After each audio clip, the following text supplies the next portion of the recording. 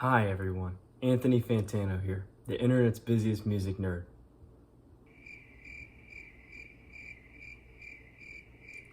Wrong channel. Hey everybody, Pete the Mind here, self-proclaimed big brain, and I created this channel because of these reviews. These are some really great contemporary hip-hop albums that could have used the recognition from Fantano. So I'm here to give you a more honest, holistic approach to reviewing hip-hop albums. Today, thank you for joining me over a review of The Light Pack by Joey Badass. See, I was telling a friend that it's really funny that Joey Badass is the first rapper that I want to review on this channel, because Joey has been one of the artists that kind of single-handedly got me into hardcore hip-hop, alternative hip-hop maybe, because Joey's came on the scene with flows, delivery, content, lyrics that are really reminiscent of 1990s hardcore boom bap hip-hop.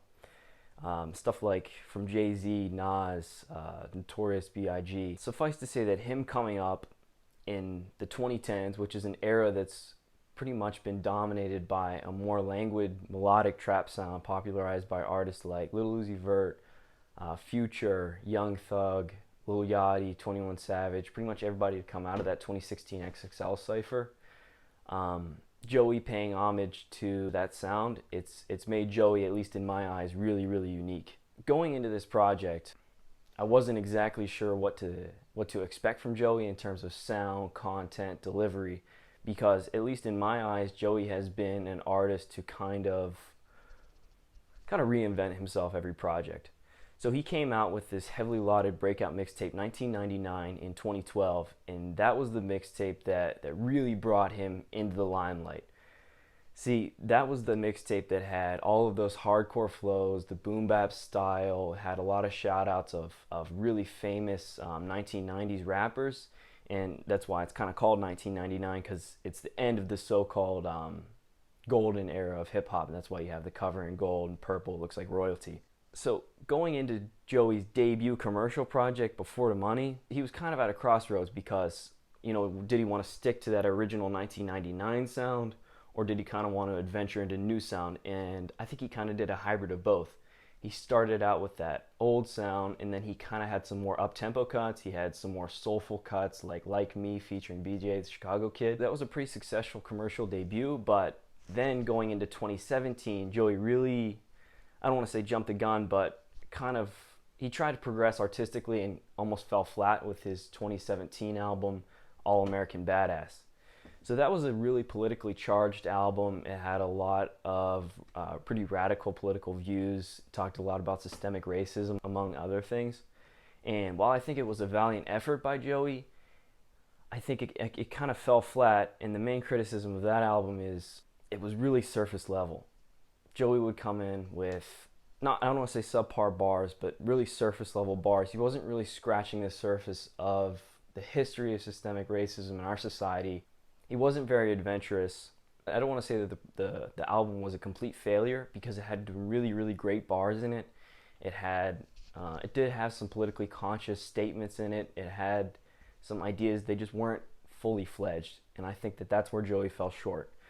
So suffice to say that going into this project, I really wasn't sure, and especially that's the case because it's 2020. Joey hasn't released any solo music since 2017. He's had a kid. The genre's changed. It's really melodic now. I can't name a whole lot of lyrical rappers today that are really all that popular. So going into this project, I really had no idea what he was going to do. Was he going to stick to that boom bap flow? Was he going to kind of keep experimenting like he did in 2017? And after listening to this 3-pack, I'm a little bit conflicted, to be honest. See, from an instrumental standpoint, the 3-pack I think is really solid. He comes in with really a star lineup of both producers and features. So he's got Pusha T as a feature, who's really come into buzz since 2018. And for obvious reasons, after he dissed Drake, he had that Daytona album produced by Kanye West, really successful album. So he's still got a lot of buzz right now. And then Joey comes back with a classic producer, somebody he's worked with a lot, Statik, Selektah, a Brooklyn native, I believe. And then he comes in with the second song, No Explanation, I think was produced by Swizz Beatz, and Shine, again, was produced by Statik Selektah. So a really good lineup of producers, features. Going into it, I really was excited because I saw he's done really nice work with Statik Selektah in the past. I don't know if I've ever heard him rap over Swizz Beatz, but that was also a really great beat. The mixing is really great. Push's verse is really nice, but in terms of that really hard-hitting lyricism that Joey is known for, and the Joey that I fell in love with personally, to be honest, it's not really there. You know, they all really follow this same kind of formula. And it's not to say that formulas are bad in hip-hop, because, I mean, I can name a couple of really famous albums that follow a simple formula that are really, really successful, like Drake's If You're Reading This, It's Too Late in 2015, and it's the same thing that happened in 2017. Joey comes in with some surface level bars. Maybe some of them are good. They're not great. He comes in with a half-hearted chorus. Maybe it's delivered well, but it's not that lyricism that we heard from Joey in 1999. It's just plain Joey. He came back after 3 years, and he delivered us this. So take, for example, The Light. It's the first track, and it's the one produced by Statik Selektah. Here's the first couple bars. And keep in mind that Joey here has been gone for 3 years. And he teases new music for us. He gets us all excited. He comes back with this. There's a couple more struggle bars right here. This Mahatma Gandhi mixed with Muhammad Ali. And he's just rhyming to rhyme here. And what's with this line? The one thing I do really enjoy about The Light, other than the production, is kind of Joey's chorus, but only in the sense that it's kind of teasing new music for us in the future. It's kind of hinting at the fact that the Light Pack might be a teaser for us for new music in the future, rather than, hey, this is Joey's big debut after this long 3-year hiatus. So it's almost hopeful in a sense for me. Moving on, I think No Explanation is more of a return to form for Joey. That first verse is really great. It's a pretty technical verse. He comes in with some nice bars. His delivery to me is reminiscent of something off 1999. Another line I like is this one, where Joey kind of nominates himself as the voice of hip-hop for this kind of voiceless generation going forward in the future. But then again, though, when I look at this line, it kind of reminds me of that same struggle that Joey's had. It's surface level. He doesn't actually explain why he thinks he's this voice for the voiceless generation, as he calls it. He doesn't go into the history of things. He doesn't go into the future of things. It's almost like a Mad Lib. He just fills out his verse and just says things, but he doesn't back them up. And I think that's my biggest criticism of Joey right now. To be honest, I kind of think Pusha T's verse on No Explanation steals the show. That luminol bar, that it was like luminol flow, no traces. That was a really great bar. It's a really good performance. I like that little ad-lib he puts in this song. And then he comes in, he kind of teases new music next summer maybe. Overall, though, it's just like I was saying before. This is just like a cut off that All-Amerikkkan Badass album. Joey comes in with a couple bars, comes in with a chorus, doesn't really say all that much. A feature steals the show. It's a lot like Schoolboy Q on Rockabye Baby, or Legendary with that J. Cole feature. It's Schoolboy Q and J. Cole, they steal the show, leave Joey to give this kind of recycled chorus that he always does.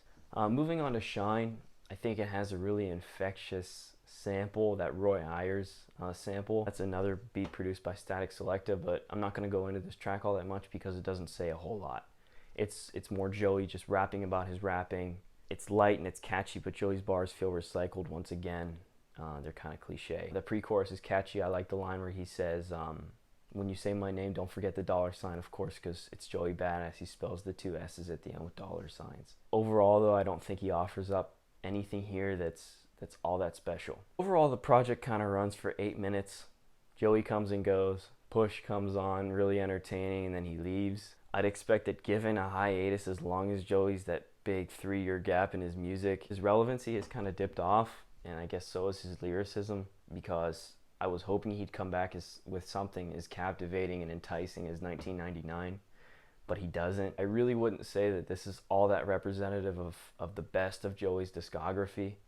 I know he's done better, and it's almost hard for me to believe. It's not that this project is bad per se. It's just, it's sometimes hard for me to think that this is the same guy who wrote stuff like this, with Paper Trail's chorus, A Hard Knock, which kind of leads me to believe that he hasn't grown all that much artistically since 2017.